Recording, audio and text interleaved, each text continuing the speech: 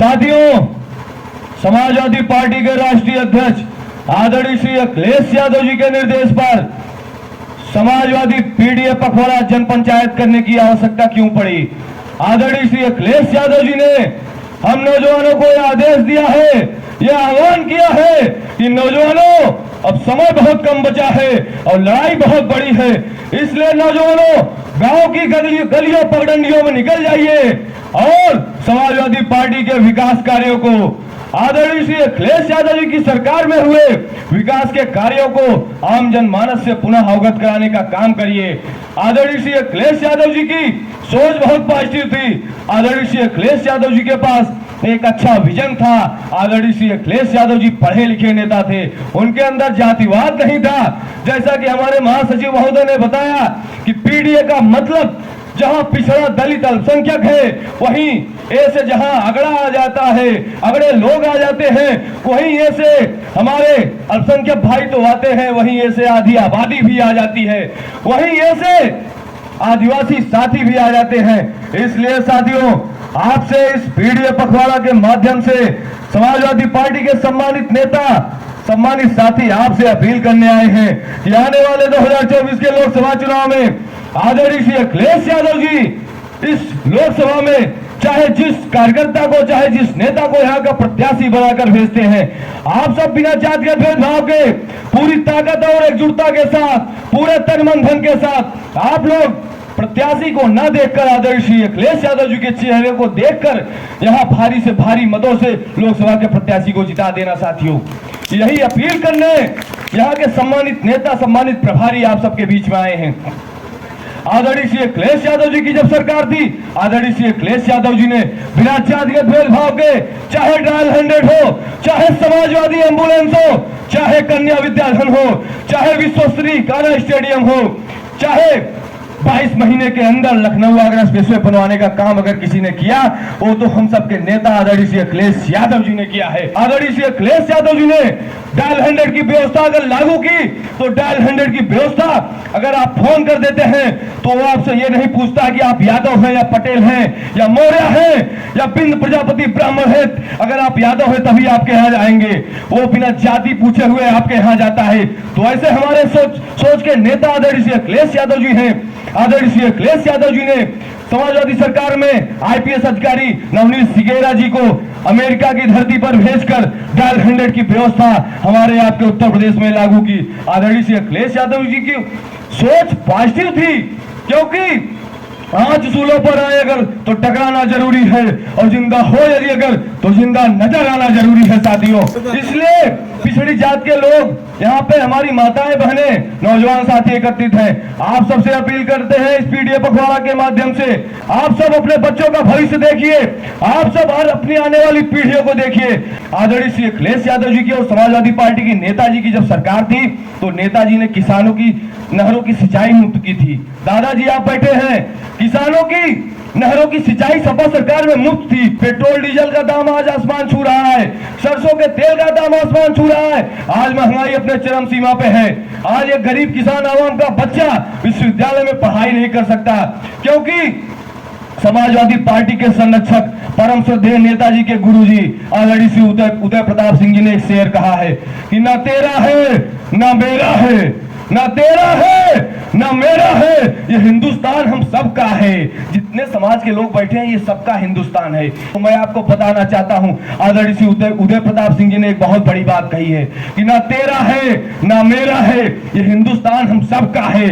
और अगर नहीं समझी गई ये बात तो नुकसान हम सबका है। और जो इसमें मिल गई नदियां वो दिखलाई नहीं देती महासागर बनाने में, मगर एहसान सबका है। हमारे आपके पुरखों ने भी इस देश को सींचने में, इस क्रांतिकारी धरती को सींचने में योगदान दिया है।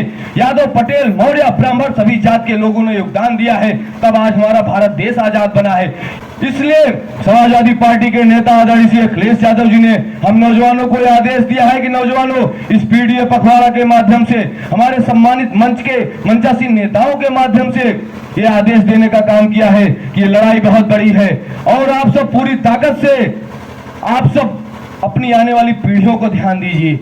आप अपनी नस्लों को अगर सुधारना चाहते हैं, आप अपनी नस्लों को एक अच्छा इंसान बनाना चाहते हैं, तो आदरणीय श्री अखिलेश यादव जी इस देश के और इस प्रदेश के नेता हैं। आदरणीय श्री अखिलेश यादव ने एक बहुत बड़ी बात कही, मुझे याद आ गई, जब अभी हाल ही में मीडिया के कुछ साथी आदरणीय श्री अखिलेश यादव जी से कह रहे थे कि आप तो कहते हैं कि पीडीए का मतलब पिछड़ा दलित अल्पसंख्यक, तो आदरणीय श्री अखिलेश यादव जी ने कहा कि मीडिया के साथियों, आप इस बात को तो वायरल कर दे रहे हैं कि पिछड़ा दलित अल्पसंख्यक, लेकिन ऐसे मैंने अगड़ा भी कहा है।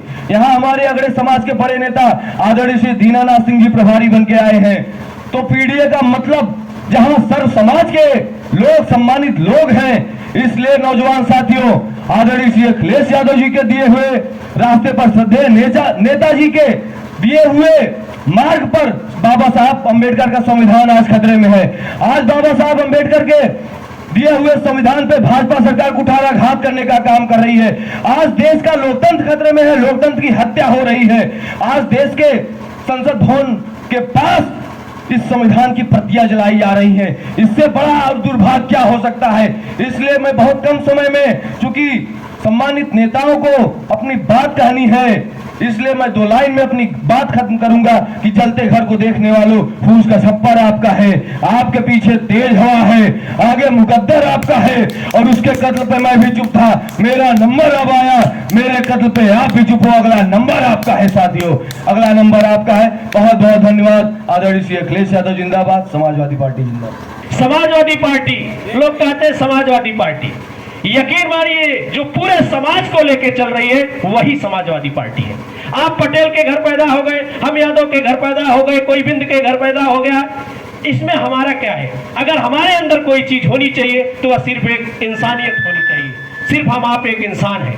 और समाज में जो पार्टी अच्छा कार्य करे, जो हमारे गरीबों के हितों की बात करे, हमें हमेशा उसके साथ देना चाहिए। आज शिक्षा का स्तर कितना बिगड़ गया है मेरे दोस्तों, आज बच्चों की पढ़ाई कितनी महंगी हो गई है। आम घर के बच्चे शायद किसी अच्छे स्कूल में पढ़ा सकें, जो हकीकत है आप लोग देख रहे हैं। समाजवादी सरकार ने कितनी तमाम योजनाएं दिया था जिसे बताए नहीं चुकेगा।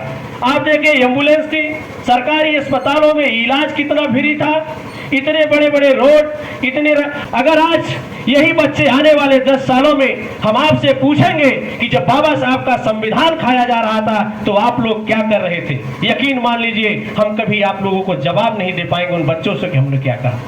आप किस तरह से देखे, सिंचाई फ्री थी लेकिन उसका भी लगा। 2024 का चुनाव है मेरे दोस्तों, बहुत मजबूती के साथ हम आपको, समाजवादी पार्टी एक ऐसी विचारधारा की पार्टी है जिससे आज पूरे सीना तान के जो है, अगर विपक्ष में कोई नेता खड़ा है तो आदरणीय अखिलेश यादव जी खड़े हैं। आप उन्हें किसी यादव नाम पे मत लीजिए। मैं यहाँ अध्यक्ष जी आपको बताना चाहूंगा, करौदा बूथ एक ऐसा है पूरी तरह से जो है पिछड़ा है। अगर यकीन माने यहाँ पर समझे तो यहाँ एक भी वोट किसी अदर पार्टी को नहीं जाना चाहिए। अपने पिछड़े लोगों को आप दीजिए, जो आपकी बात करे, जो हित की बात करे। आप बरगलाने में मत आइए, नहीं तो आप आने वाले समय में यकीन मान लीजिए आप रोएंगे, हमारे बच्चे रोएंगे, किसी की जगह नहीं, हम फिर से गुलाम हो जाएंगे। और वो समय आ रहा है, आप गुलामी की फिर से जंजीरों में जकड़ जाएंगे, ये निश्चित रूप से आप मान लीजिए। 2024 एक ऐसा आने वाला चुनाव जो हमारे बच्चों का भविष्य तय करेगा। आप लोग समझिए, आज तमाम युवा साथी खड़े हैं, अपने घरों पर माताओं बहनों से समझाइए, मत जाइए जात पर, मत जाइए धर्म पे, मत जाइए मजहब पर, हमें सिर्फ आइए समाजवाद की स्थापना होनी चाहिए, शिक्षा जिसमें मिले, रोजगार जहां मिले, जहां बच्चों का भविष्य उज्जवल हो, हमें ऐसी सरकार चाहिए। आपने देखा राष्ट्रीय अध्यक्ष ने कितनी अच्छी योजनाएं हमारे प्रदेश में चलाई। 100 नंबर एम्बुलेंस, 108 नंबर की एम्बुलेंस अगर आ रही है तो बताइए क्या सिर्फ यादव के दरवाजे पे जा रही है या मुस्लिम के दरवाजे पे जा रही है? कितनी बड़ी अच्छा है। 1 रुपए की आप पर्ची लीजिए, सरकारी अस्पताल में जाइए, फ्री इलाज करवाइए। आप जाइए तो सही। आपने देखा होगा लैपटॉप कितना देने का बच्चों का काम किया। हमारे घर की बहन बेटियां पढ़ती नहीं थी, आदरणीय मुलायम सिंह मुख्यमंत्री थी, कैबिनेट में उनकी बात गई। मैं 2 मिनट समय चाहूंगा, विधानसभा अध्यक्ष जी क्षमा चाहते हैं, उनके पास गया कि हम लोग पढ़ नहीं पाते, हमारी बेटियां पढ़ नहीं पाते, उनके पास पैसा नहीं है। उन्होंने तत्काल अपने कैबिनेट का बैठक उठाया और उन्होंने बोला हमारे दलित बहन की बेटी भी पढ़ना चाहिए, ऐसी कोई योजना लाई। उन्होंने कन्याधन के भी रूप में 20,000 रुपए का योगदान देने का यह काम किया था। आप लोग उठा के देख लीजिए इतिहास, जब उन्होंने 20,000 रुपए का योगदान किया तब से हमारी बहन बेटियां BA में ग्रेजुएट करने लगी और आज सरकारी तमाम पदों पर बहन बेटियां बैठकर आपको शिक्षा प्राप्त कर रही हैं। जिनके दादा बाबाओं को कुर्सी पर बैठने नहीं दिया जाता था, आज उनके बेटे कहते हैं कि मुलायम सिंह यादव ने हमारे देश के लिए क्या किया है। इतिहास उठा के देख लें किस तरह से उन्होंने हम आपके लिए सदन में बैठ के लड़ने का काम करते थे। हम भूल गए उस चीज को, किसी के एहसानों को नहीं भूलना चाहिए। और उसी नक्शे कदम पर अगर चलने का काम किसी ने किया है तो आदरणीय अखिलेश यादव ने किया है। आप हम सबको यही चाहिए कि 2024 में किसी पर मत जाइए, सिर्फ विकास की राजनीति देखिए। जो विकास करे, जो हमारे आपके बच्चों के भविष्य को तय करे। आप देखिए पुलिस की वैकेंसी निकली, डेट पे डेट खिसका जा रहा है। यकीन मान लीजिए चुनाव तक ये वैकेंसी क्लियर नहीं होने वाली। मेरे दोस्तों, आप सभी लोग, हम बहुत ज्यादा समय ले हैं, इसके लिए हम क्षमा चाहते हैं। राष्ट्रीय जो है महासचिव जी और आप सभी भाइयों से मेरा निवेदन है कि इस बार यदि मेरी बातों को आप माताओं जो एकत्रित भाइयों अगर सुनिए तो इस बूथ से एक भी वोट किसी अन्य पार्टी को नहीं जाना चाहिए। मेरे दोस्तों, आदरणीय मुलायम सिंह ने एक ही शब्द कहा था कि नेता, हमारी पार्टी का सबसे बड़ा नेता वही है जो अपना बूथ जितवा दे। आप अपना बूथ जितवाकर समाजवादी पार्टी के सबसे बड़े नेता बने और अपने यहां से जो भी प्रत्याशी भेजें उस प्रत्याशी को आप जिताकर जो है लोकसभा में भेजने का कार्य करें। जय समाजवाद, जय अखिलेश, तय अखिलेश।